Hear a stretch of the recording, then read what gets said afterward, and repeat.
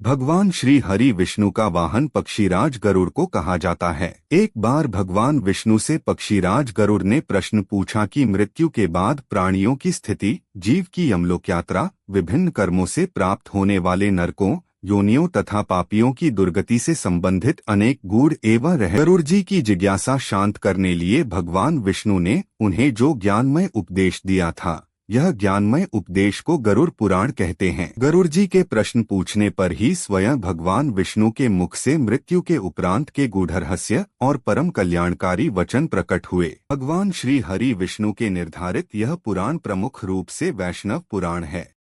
गरुड़ पुराण ज्ञान ब्रह्मा जी ने महर्षि वेदव्यास को सुनाया था। तत्पश्चात महर्षि वेदव्यास ने अपने शिष्य महर्षि सूत जी को तथा महर्षि सूत जी ने नैमिषारण्य में शौनकादि ऋषि मुनियों को प्रदान किया था। हिंदू धर्म के 16 संस्कारों में 3 जन्म से पूर्व, 4 जीवन काल में तथा 1 संस्कार मृत्यु के उपरांत किया जाने वाला अंतिम अर्थात अंत्येष्टि कर्म है, जिसका संबंध दाह संस्कार व अन्य अनुष्ठानों से है। मत्स्य पुराण के अनुसार मृत्यु से 12 दिनों तक मृतक की आत्मा अपने आवास व सगे संबंधियों के आसपास ही रहती है। मृतक की आत्मा अंत्येष्टि कर्म का संचालन कर रहे पुरोहित के शरीर में भी देवरूप में प्रवेश करती है। शास्त्रों के अनुसार मृतक की आत्मा गरुड़ पुराण की कथा को सुनती है, जिससे कि उसे मुक्ति मिल सके। त्रिमेद सूत्र के अनुसार जिस प्रकार मनुष्य को जीवन में संस्कार के निर्वहन से जय मिलती है, उसी प्रकार मरणोपरांत किए जाने वाले अंत्येष्टि संस्कार के निर्वहन से मृतक को स्वर्ग प्राप्त होता है।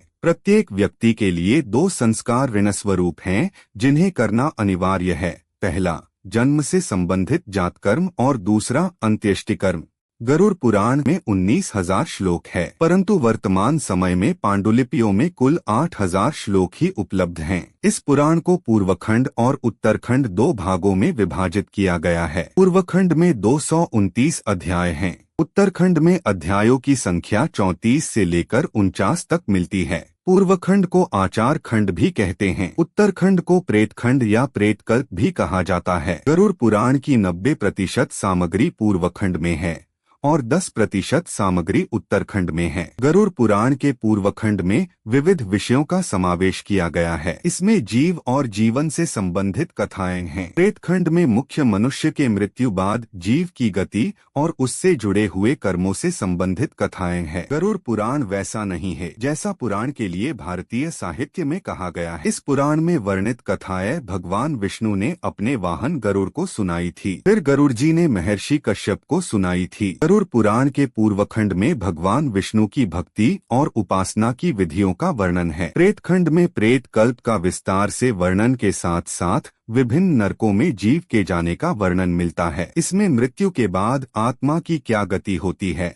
आत्मा किस प्रकार की योनियों में जन्म लेता उसका वर्णन, प्रेत योनि से मुक्ति किस प्रकार पाई जाती उसका वर्णन और नरकों के दारुण दुख से कैसे मोक्ष प्राप्त करने का वर्णन आदि का विस्तार पूर्वक विवेचन किया गया है।